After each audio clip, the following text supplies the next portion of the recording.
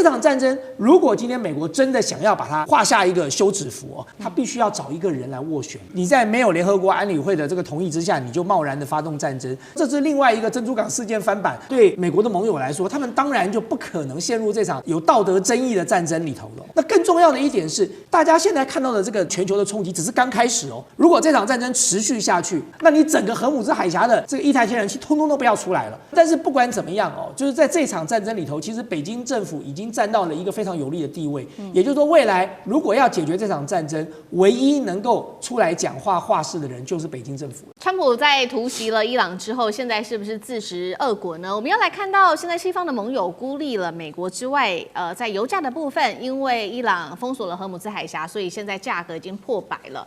美股的部分则是大跳水，习川会现在川普最在意即将要登场的3月份习川会是否也会被因此取消呢？今天会一起来做关心。好，本来川普觉得说这一场战争应该就是以一种闪电的方式可以立刻的结束，但是没有想到是立刻翻盘了。我们刚刚也谈了非常多有关于战情的部分。那么川普呢，他也希望说西方的盟友们是不是在这个时候能来帮助美国？没有想到我们看到西班牙跟英国是立刻表态了，不会来帮助美国。好，我们来看到是西班牙的首相，包括了桑切斯，他说拒绝美国使用西班牙的军事基地。英国呢，美国最坚定的盟友，英国也说这次军事行动我们选择不会参与，包括你也不可以使用在这边的英国在这边的美军基地。川普就怒批施凯尔，你不是丘吉尔，讲这些话也都没有用。另外，川普也说了，除了英国之外，西班牙我会跟你切断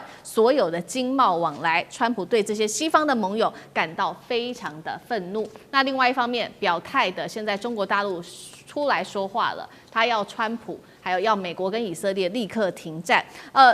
这个北京强烈的表态说，美以的行动这个是错误的。原本规划的川习会，现在北京有没有可能取消或者是延后？这对于华府来说，恐怕是非常担心的事情了。所以接下来我们要特别请教委员又怎么看了？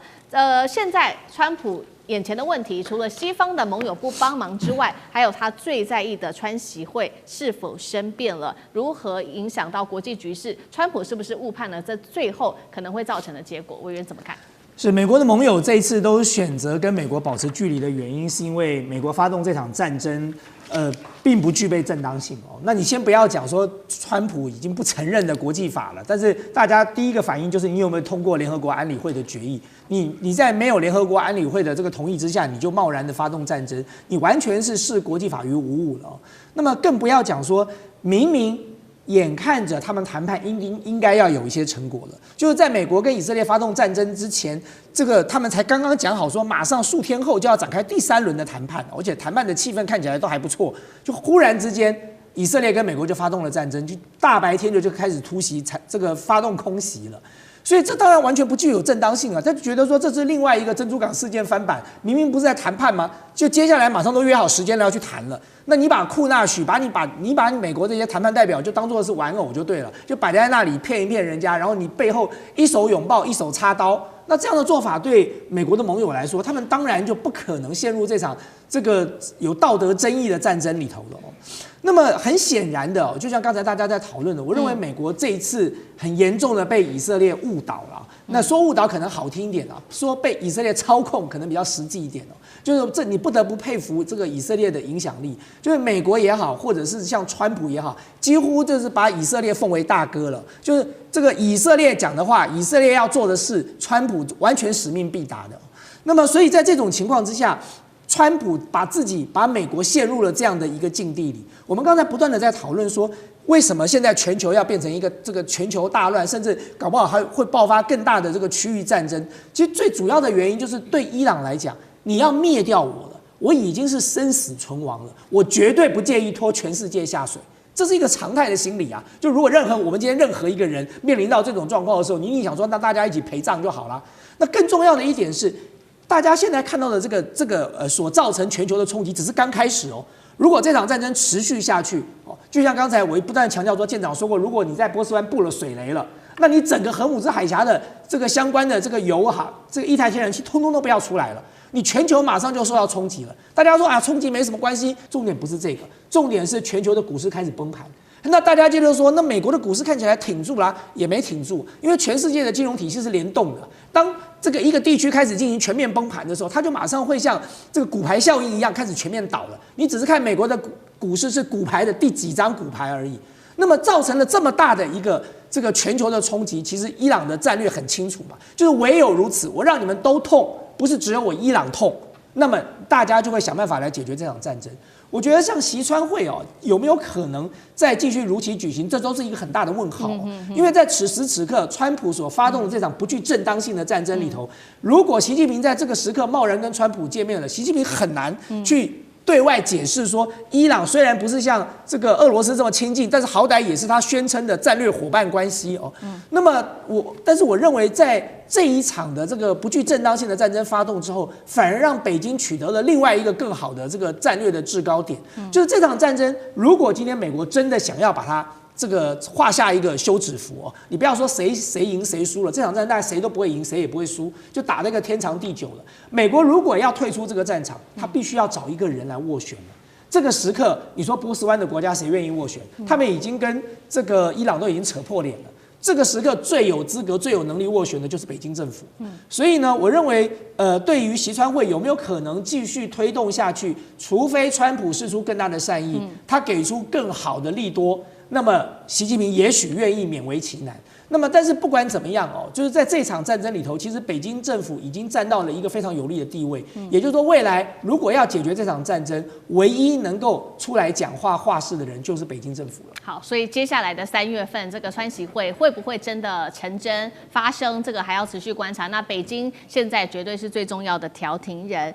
川普现在要担心的事情，除了说接下来的习川会会不会如期举行之外，他还要更担心的是，现在整体的资本市场已经开始出现了非常非常多的反应了，恐怕都对于他来说是具有非常大的压力的。我们先要来看到的是，包括因为刚刚提到了嘛，伊朗它封锁了荷姆兹海峡，在这边布了大概6000多枚的水雷在这边，所以现在可以看到呢，这个油价的部分已经不断的在飙涨，150艘的油轮现在卡在荷姆兹海峡的海上，油价单日狂飙双位数，布兰特原油的短线冲到80到90美元，现在预估封锁持续的话，油价会破100元大关，天然气价格同样是冲破飙涨了130%。川普一直喊嘛，赶快降息，现在看起来通膨的压力会持续的扩大，那就更不可能逼着联准会主席去做降息了。那所以川普就喊那没关系，你荷姆兹海峡封锁，我会出动所谓的海军来去护航之外，针对资本市场，我也会做这个金融保险的救援，到底有没有效啊？舰长又怎么看？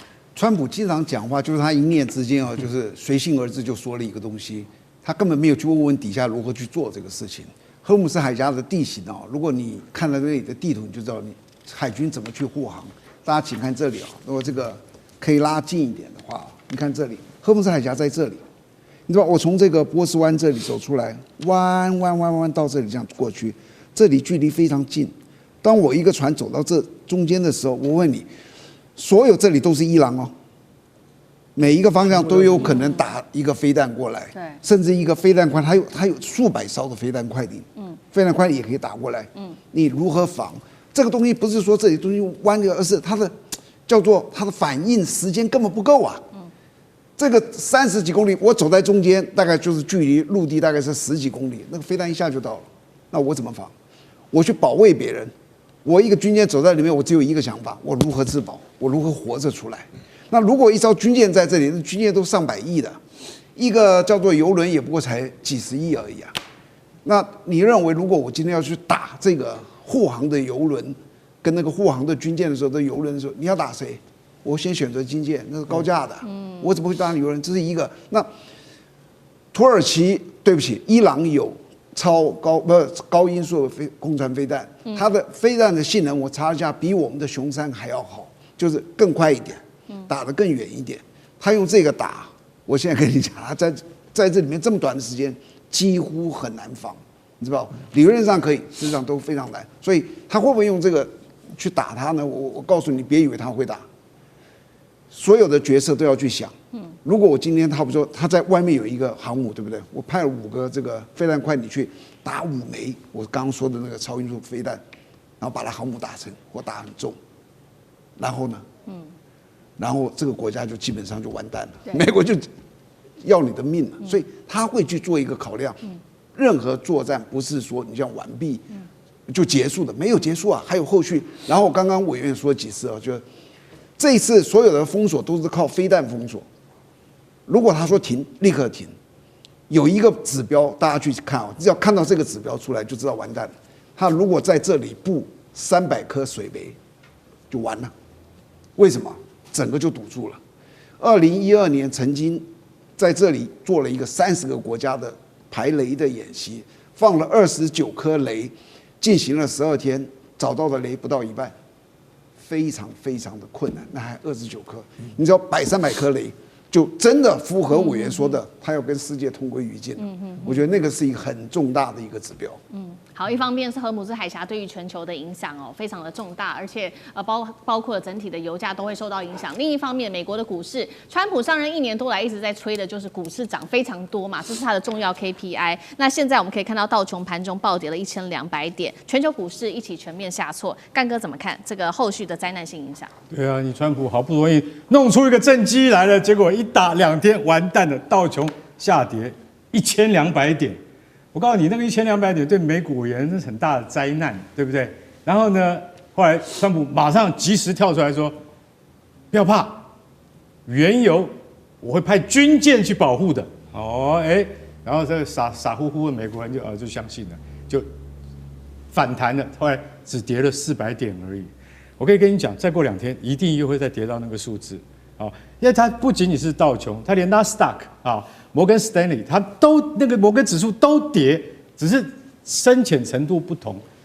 美伊战争爆发，川普跟他周边的人士现在是在大赚战争财吗？我们今天会来关心到一位神秘人士，他猜中了美伊会开战，一夜之间赚进1000万元新台币。另外呢，马克宏现在看到美国不可靠了吗？最新他宣布要扩充他的核武。今天就这些议题，我们会一起来做关心。好，赶快来看到的是在开战前，突然间 X 平台上面有了一个赌局引发了许多的质疑声，说这个消息是不是提前的泄露了？有人有了内线消息，知道美国要对伊朗展开攻击吗？因为呢，我们来看到了这个消息传出来，这个赌局开出来之后，我们看到民主党议员怎么说？他说，这位神秘的人士啊，他赌注美国会对伊朗开战，结果确实就一天大赚了51万美元。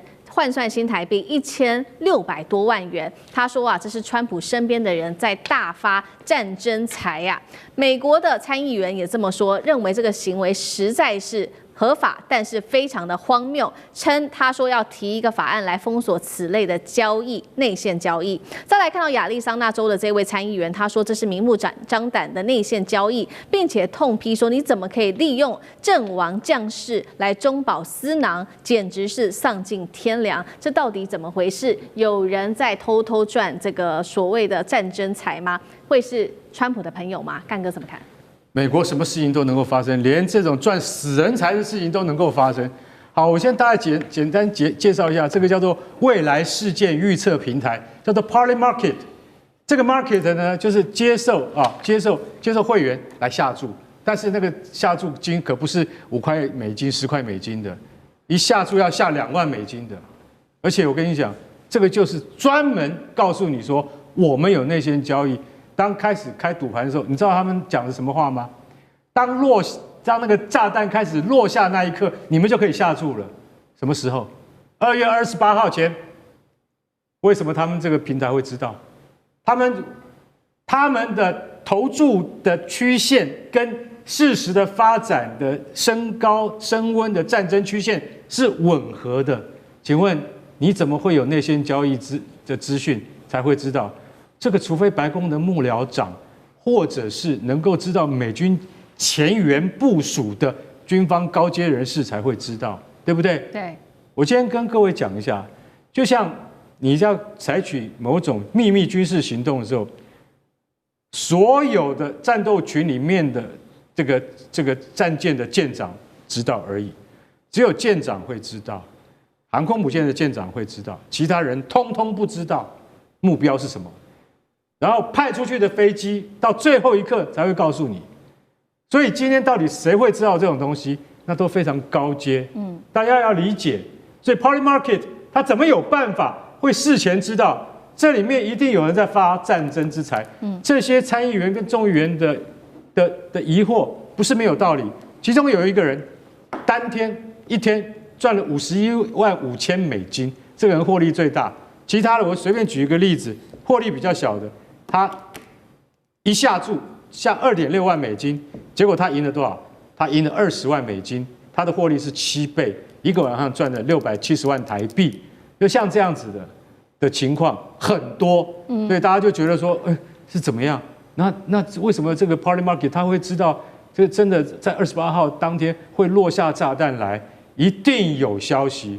为什么不是29？我跟你讲哈，他们在28号的那个下注金额达到最高，总彩池$9400万，然后下31号的只有$4200万，这一切都可以当做调查的依据。所以我今天可以讲一句实在话，川普身边的人是不是赚翻了？我们是不是合理的怀疑？好，这个时候有人还在赚战争财哦。那另外一方面，我们来看到，那国际社会也有许多的国家现在站出来痛批美国跟以色列。我们今天来特别看到的是中国大陆跟俄罗斯了。好，外长王毅特别痛批美国是违反了国际法，并且踩了红线，要求美国、以色列赶快停火。俄罗斯总统普丁则是痛批美以残酷、违法、冷血、谋杀，挑战人类的基本道义，也违反了国际规范。我们看到川普的动作，一边是在跟伊朗本来还说要来好好的谈有关于核协议，结果另外一方面他就直接出动军队了。是否违反了国际法呢？未来还有谁相信美国？谢大使怎么看？美国这一次是搞得像日本人当时突袭珍珠港一样的做法。日本的军阀当时突袭珍珠港的时候，日本跟美国的谈判代表，友好条约的谈判代表还正在华盛顿谈判呢。对，那发生以后，美国人还算客气，让他回去了啊。可是当时那个时候谈判代表说，我也不知道，我也不知道为什么，他们也被出卖了。可是搞偷袭，现在世界上最有名的国家啊，不是只有日本啊，美国也是其中之一啊。不过我认为这件事情啊，我觉得这个以色列的外长在事后讲的最透彻。他说，我们以色列啊，我们的目标就是要消灭伊朗的现政权。因为他们是我们国家生存最大的威胁，所以以色列从头到尾就是要把这个政权干掉啊。那问题就变成就是说，你美国你是打着什么名义一直在欺负伊朗呢？就说你要发展核武嘛，已经压着打伊朗打了20-30年了，对不对？那些什么经济制裁啊，还有过去几次对伊朗动武，都是为了什么？废核。那你废核也好，后来又提出了废导，把导弹也废除。那你怎么会把人家政权整个怎么样？40几个人一起端掉，而且最让人无法接受的是说，你们还在谈判中，而且谈判第3轮谈判还说谈判的成果非常好，因为当时伊朗也很高兴说这次谈得非常好，然后呢，我们已经做出让步了，对，那时候这个卡达外长也说，哎呀，他们已经怎么讲？伊朗已经同意啊，要怎么样？他永不发展核武，然后要把既有的这个核，就是说这个浓缩铀还要交出来。讲的就打了。我认为其实美国一直是2手策略，甚至3个战略一直在进行，只是说正在谈的时候呢，没想到突然他们掌握了这个科梅内伊的行踪，情报。情报，哎呀，这是天载难逢的，这就要看川普一个人决定啊。这个是怎么讲？没有武德的作风，不是大国应有的行径，对不对？偷袭人家去炸别人，那结果造成这个结果。那川普一定是他最后敲板的嘛，对不对？最后呢，那他才不管谈出了什么结果，就把真面目放出来，我就是消灭你这个政权。所以呢，我觉得这个伊朗现在呢，他基本上就变成伊朗为什么最后不谈判了？因为说我谈也是死啊，我不谈搞不好还有活路呢。是，所以呢，伊朗现在只有抵抗一条路了，不可能再谈判了。好，所以我们现在看到，那谁看在眼里？就是法国总统马克宏看到美国这种不讲武德的一个方式之后，现在最新消息来自于法国总统马克宏，他这样说的：下令全面增加法国的核弹数量，等于是1990年代以来首度的扩充了它的核武，而且呢，未来不会公布核武的数据。马克宏怎么说？我们来看一下。马克宏说，法国的核主力新阶段，我们正在走上所谓的先进核主道路。他还说，想要自由就必须令人畏惧，想令人畏惧就必须拥有强大的实力。像这个怎么看？哇，马克宏这次提出有关于他这个核威慑，法国自己要走自己的核弹大国路线哦，还是让大家还是吓了一大跳。因为这不是他过去的个性了哈。虽然法国人确实都很一厢情愿，而且自以为是，活在自己的世界里头，这个概念也是，但是不太一样。那么，首先我们必须要来盘点一下，法国在整个欧洲国家里头，法国确实是拥有核弹数字最多的国家。那么，他们有大概约莫300枚左右。那么，而且它的核弹的发射可以透过潜舰，可以透过军机。那么，另外一个就英国啦。这些其实过去虽然都有做核弹能力，可是要知道，1990年代呢，到现在已经将近30-40年都没有再进一步发展，比如说没有更厉害的导弹等等。整个欧洲来说，绝大多数都是透过美国方面的所谓的这个核共享，像德国不能有核弹，他们可能有能力但没做，都是用他们那边的美国自己本身的军事基地在那边布有核弹。像荷兰也都有，土耳其包括意大利都是。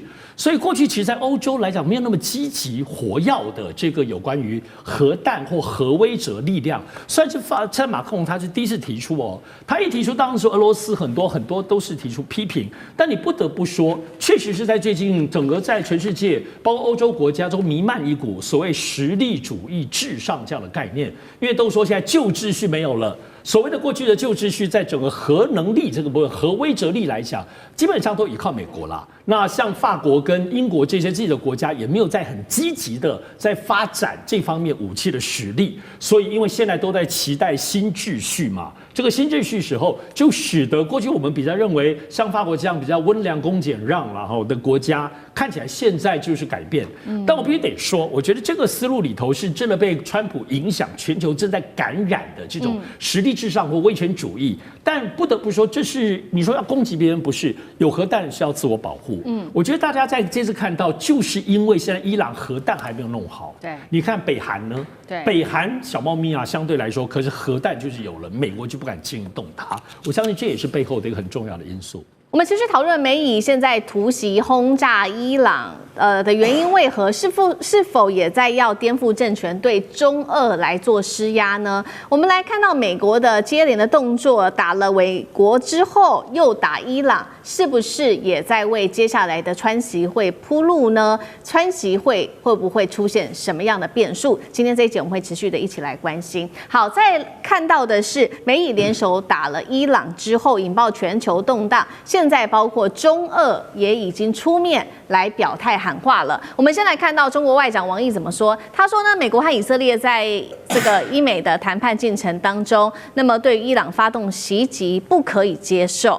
那么公然的击杀了主权国家领导人，是鼓动政权更迭，更不可以接受。中方反对并且予以谴责。俄罗斯的外长也出面喊话，他说美国跟以色列对伊朗进行军事的打击，已经严重破坏整体中东局势稳定了。俄罗斯跟中国的立场是一模一样的，俄罗斯希望跟中国一起加强协调与沟通，呼吁立即停止战事，回归外交谈判的进度当中。中俄现在等于说直接两方都已经站出来力挺伊朗到底了，主要原因就是他们在不管是经济上或者是军事上，跟伊朗都有长期的合作，也被视为是重要的盟友。这一次伊朗遭到攻击，同时也当然会打乱中国大陆跟俄罗斯在中东原本的布局。但是我们也来稍微回顾一下，川普在今年他的动作非常的多，打击的对象从先前的委内瑞拉到现在的伊朗，怎么都跟中俄有关系？会不会他剑指的就是中俄，而特别是不是剑指中国大陆？杨老师有怎么解读？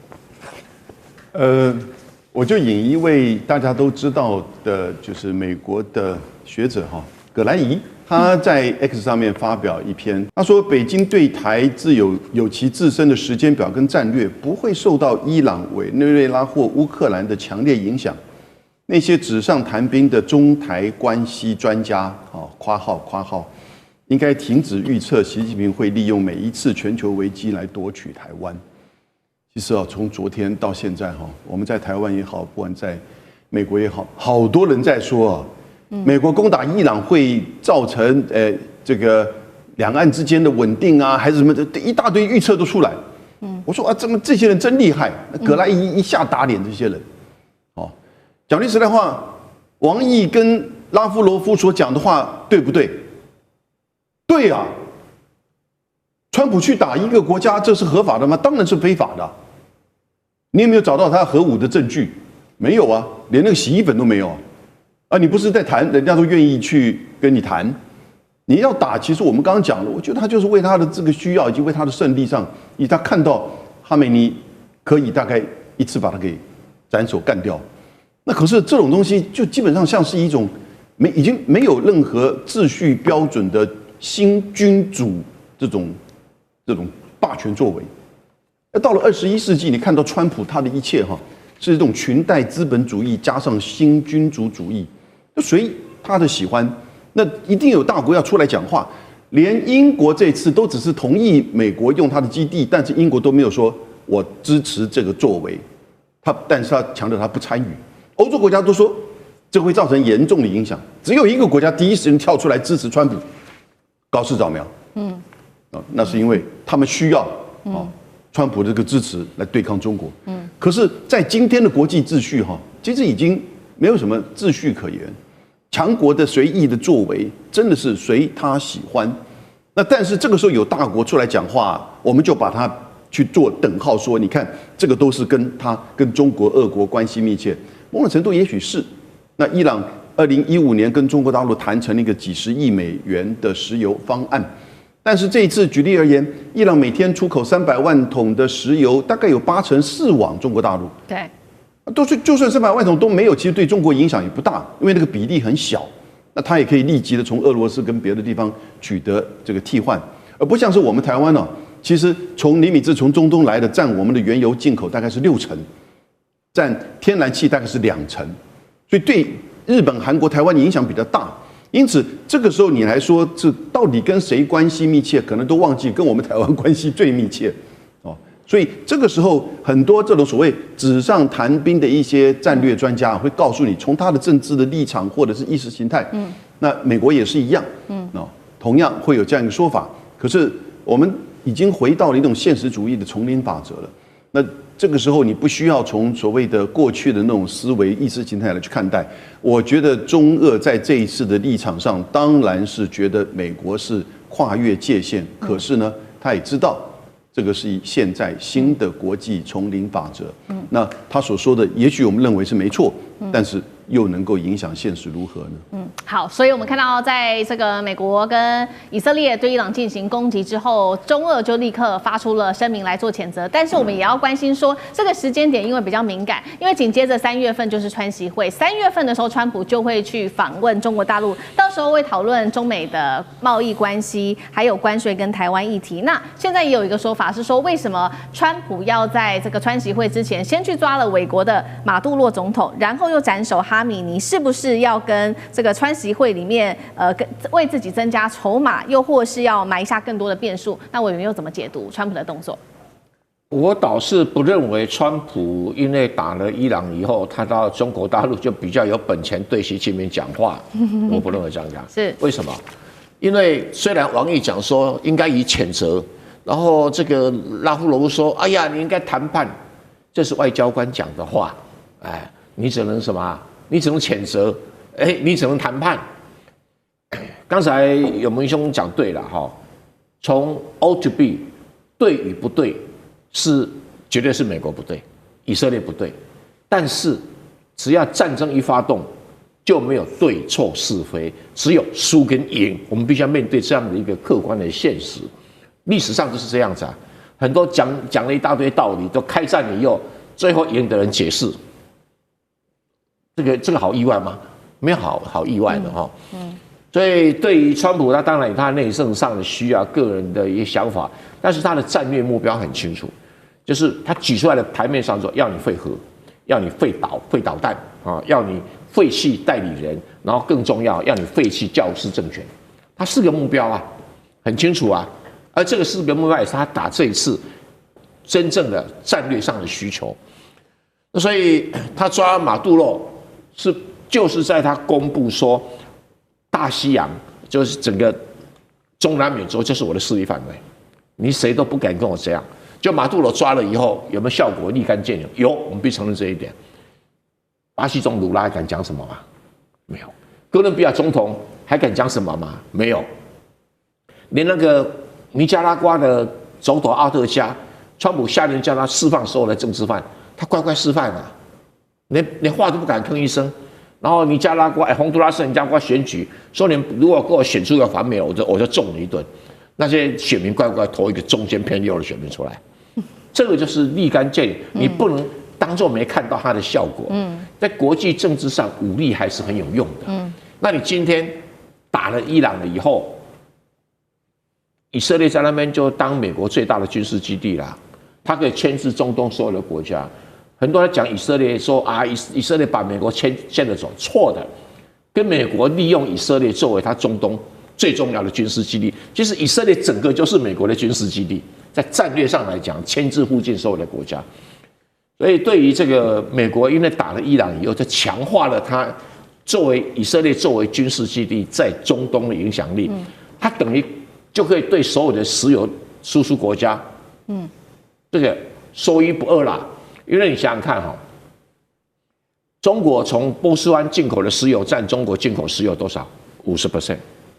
然后伊朗的占多少？伊朗占中国进口石油的13%。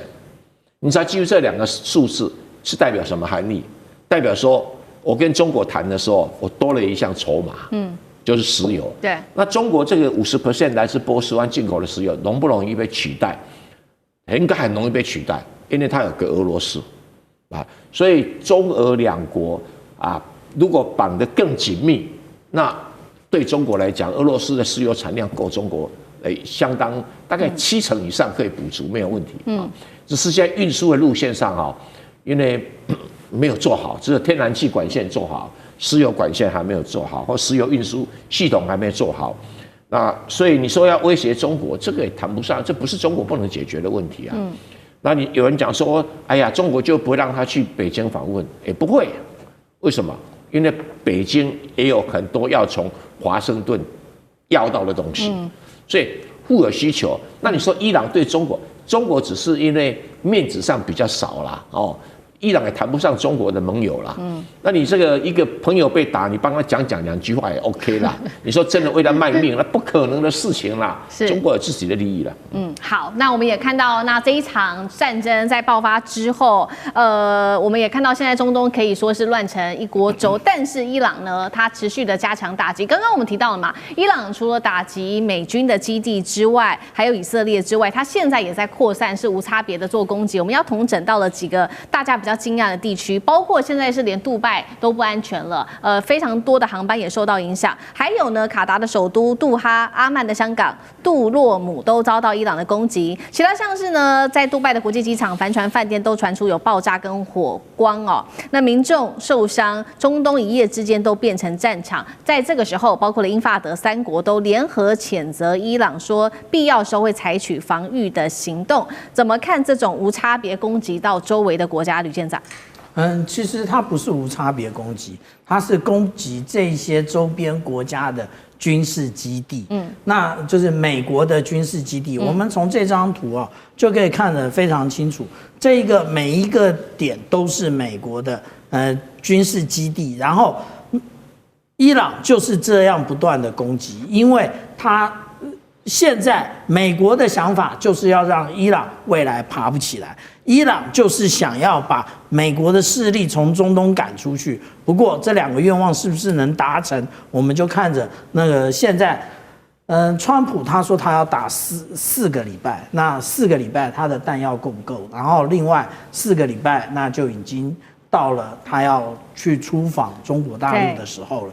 那这个也就是他的轻与重，那以及伊朗对于这个现世的判断的影响，但是呢，这里面有几个重要的部分也就是卡达国防部他现在已经告诉了半岛电视台，这是半岛电视台的一个那个新闻画面，然后这一个翻译是 Google 直接把阿拉伯文翻过来的，也就是伊朗的飞弹袭击了卡达北部的一个远程预警基地，也就是这一个那我们称之为普鲁爪的这一个长程预警雷达。所以，如果是伊朗第一时间选择攻击，而且看来也攻击成功了的话，我们台湾就要想一想我们的乐山雷达到时候如果遇到这一个台海冲突的时候，也是第一波被攻击的一个对象。那其实现在的这么多的问题也就是伊朗它本身进行这一个威慑失败的部分。为什么这么说？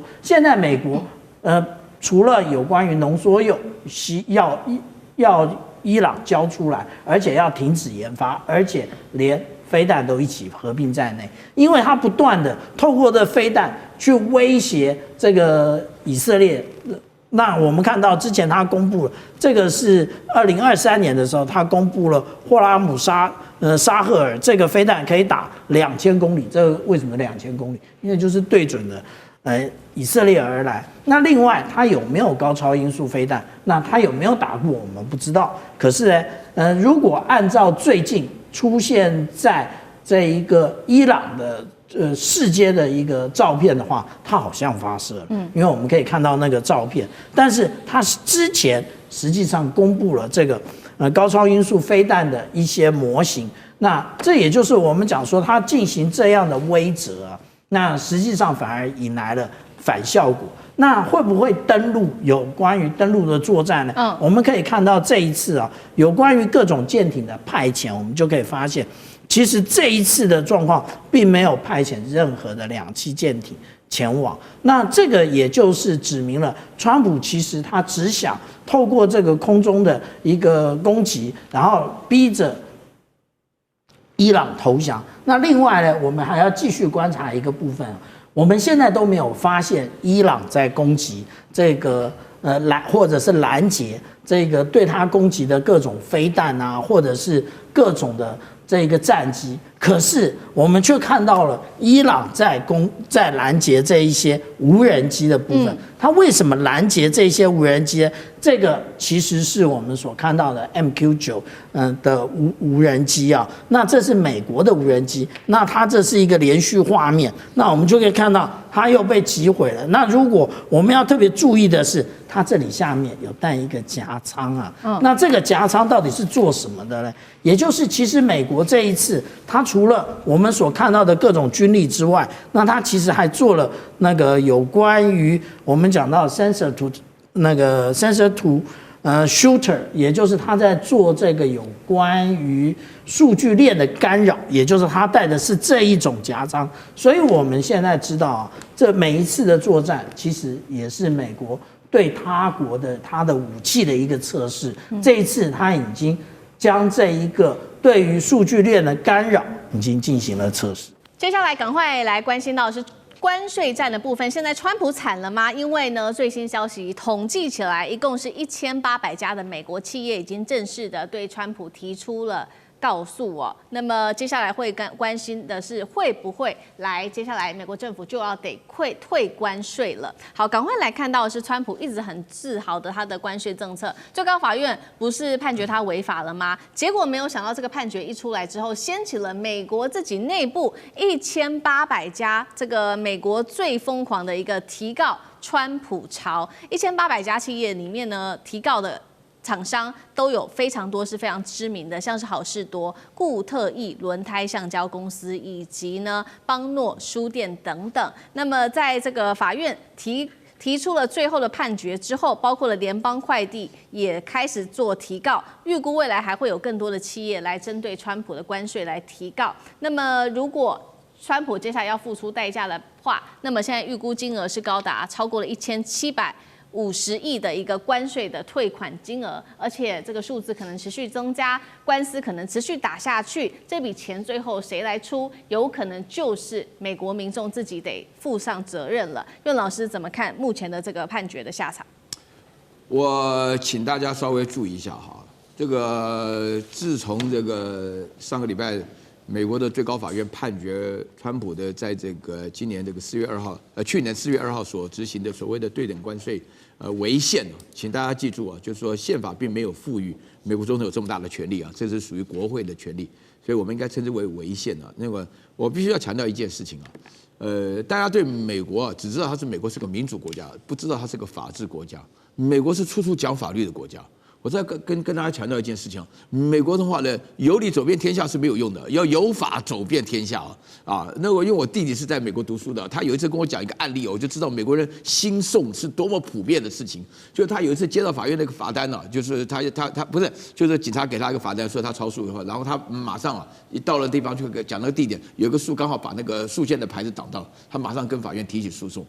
我弟弟原来是根本这个很就是好像跟我讲起来，我是个比较活泼，他是个比较呆板的一个人啊，讲呆板不好意思啊，他喜欢看我的节目，但是他在那种情况下的话，他跟我讲，然后后来他胜诉，在美国就判他胜诉，因为那个树枝的确挡到了树线。我要说明这个重点是这样的，因为川普现在他用了一切的方法。我首先第一个，川普的目的是要用对等关税来满足老百姓赚钱的欲望。同时的话，要增加他在今年11月中期选举获胜的可能性，对不对？这是他最大关心的。但是现在有1800家的企业跟他要1750亿的钱，在这种情况下，一家平均起来一家要1亿，这个官司诉讼，川普是不怕打官司，但是他很怕。他在今年11月后变成一个跛脚总统，他一直不断的被弹劾，他有多少事情会被弹劾？请要了解哈，就是光是今天来讲的话，就是讲到这个关税的事情，讲到这个爱泼斯坦的问题，讲到 Hillary Clinton 的话呢，他们就是磨刀霍霍，大家集体要进行一场对川普凌迟的大阳谋。你在这种情况之下的话呢，就是说未来这个关税虽然4到5年打下去的话，但是川普本身他受得了吗？而且大家不要忘了，美国变成那个极度分裂，所以你看那个2天前的那个国情咨文报告的时候，我觉得最好笑的画面不是川普讲的内容，而是那个 Mike Johnson 跟那个范斯两个人。2分钟不到就站起来鼓掌一次，2分钟不到站起来鼓掌一次，后人家都觉得说范斯根本都不用再坐下了，一直不断的鼓掌。这个说明了美国是一个极度分裂，而且又是一个法治的情况下。那你想想看，双方的律师都会彼此的攻防。我跟你讲，美国接下来不用做事，光打官司都打不完。好，对，没错，这一个关税的判决结果下来，现在川普最担心的就是他的期中选举到底接下来会有多大的影响。那这个判决出来之后，这些金额谁来买单？现在说嘛，美国民众成为最大的输家，那赢家又是谁呢？来自于最新统计是国际贸易监测组织的统计，他们说不像川普过去屈服的这些国家，现在竟然是成为最大的赢家了。为什么这么说？我们来看到几个数据，也就是说，不向川普屈服的国家，目前看起来真的整体的关税幅度是下降的。首先来看到巴西下降幅度13.5%，成为最大的获利者。中国7.14%，这个是下降的幅度。印度下降5.6%，加拿大下降3.2%，其他还有包括了墨西哥跟越南。跟这个川普达成协议的国家，反而它的关税呢是不降反升的。日本增加了0.45%，其他包括了英国、德国、意大利、南韩都有微幅的增加。所以代表说不向川普低头的国家，现在是赢家吗？可不可以这样解读？张将军怎么看？我认为羊毛出在羊身上，因为这些税叠加的税率会反映到整个的物价上面。对，它卖到美国去，那因为有了关税，东西变贵了。别人变贵进去的时候，那卖给消费者就是贵了。消费者感觉到我买的东西以前是8块，现在变成10块钱，为什么？因为我把税率给你加进去啊。这个赔本的生意没人做的啦。他今天要卖过去，他一定要我就是这个钱，你要给我加税，我就给你加到商品上。他不可能我自己吸收，那我自己吸收，我不是就亏了？我这个生意我刚才卖到其他市场，干嘛要卖到美国市场？但是现在来看底气够不够？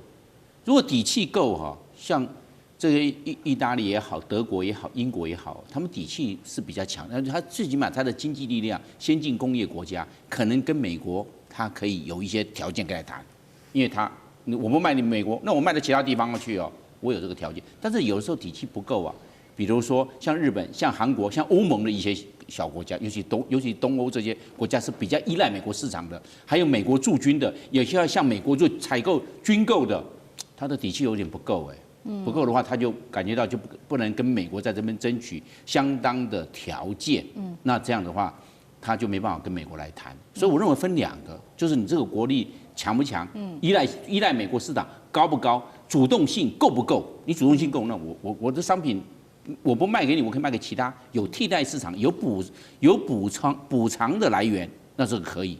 所以我认为这是分两个。另外一个我们来看包含印度、包含这个墨西哥、包含巴西、包含中国大陆，因为他当初没有跟美国签，但是他们也在等，他们知道，因为美国是三权分立，美国是一个法治国家，美国大法官一定会这种事情呢，他会来做个定夺。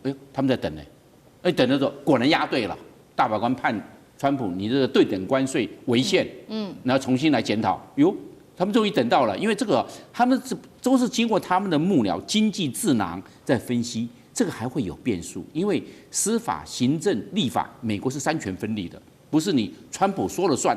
虽然他是这个总统制的国家，但是问题是他也受制于法治啊，也受制于美国宪法，是这个样，所以他们也会等。所以对美国的政治的文化，还有政治社会化，还有他一个民主的政治制度的运作要有了解，才知道这个时候要压还是这个时候不要压，然后要压还是不压，对当事国有哪些最大的利益，这个来考量所以我认为这是一个政治智慧。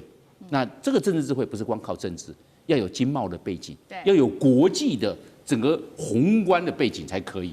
我认为有些国家，它的在分析上面，他把美国的这个政治制度的特色看到了，所以在这一次的对等关税上面，它是占了一些上风。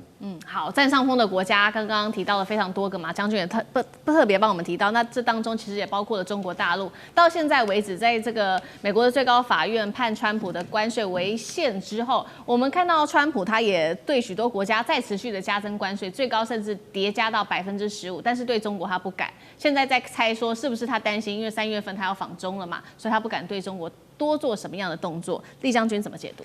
我们看这张照片，你像不像那个武侠小说里面金毛狮王拿了一把这个屠龙刀，还没出校的然后就拿在那边，然后跟全天下讲说，这个宝刀屠龙，这个号令天下，谁敢不从？这种像不像那种场景？有。可是到了今天，这个美国大法官给他打脸，就他宝刀一抽出来，发现只是一把水果刀，不是真的宝刀，他绣的。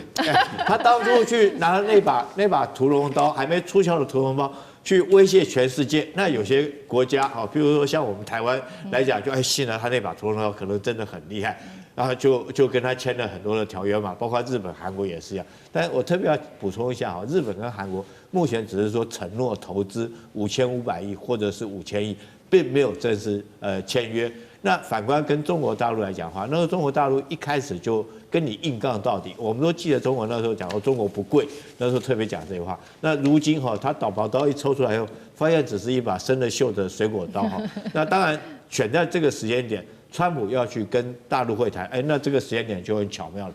我们整个大态势来讲的话川普一定是居于不利的地位。举例来讲，中国大陆你这时候关税那时候关税所谈的税率已经这个被大法官打脸了嘛？那包括芬太尼这些关税你都不能再征收，那当对中国大陆是有利的。我举一个最简单，大陆这时候他可以跟你讲说，我不买你黄豆了。对，我也不买你天然气了。那你川普你怎么跟你的农民做交代？那我中国照样东西我可以继续卖到你美国，因为我卖过去的东西很多都是你民生必需品需要的你必须要买的。那川普他怎么可能在这个时间点这个认输呢？他当然不会认输嘛所以我认为后续来讲的话，他希望在这次跟中国会谈之间，最起码他的川普赢学要回来。什么叫川普赢学？就是说他嘴巴讲说我赢了，就跟他在国情咨文里面讲的，我们赢了，我们赢麻了我们赢到不知道怎么办。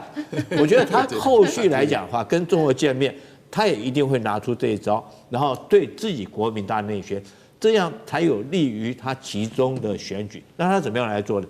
所以一定在某些事情做退让，跟中国做某些事情做退让。当然，以中国大国的这种智慧来讲的话，可能在某些东西上面会让给你一些让你川普回去之后可以大吹大擂的。可是真的是有骨有肉的东西哈，中国一定会要到底，所以这是很明显的。我认为有些项目来讲的话，对中国不痛不痒的，然后有给你川普做到面子，让你心知肚明，这次我是给你做面子。这一部分，这个川习两个人见面的时候会让哈，譬如说举例来讲，会不会中国这前2天我们看到？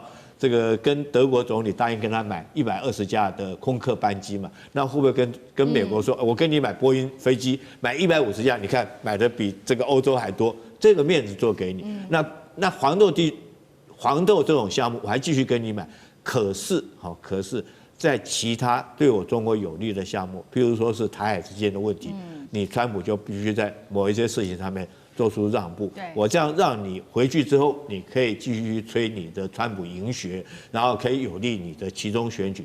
但是对我中国大陆有利的部分啊，有真的有实质上的利益的，我觉得中国在这方面是不会让的。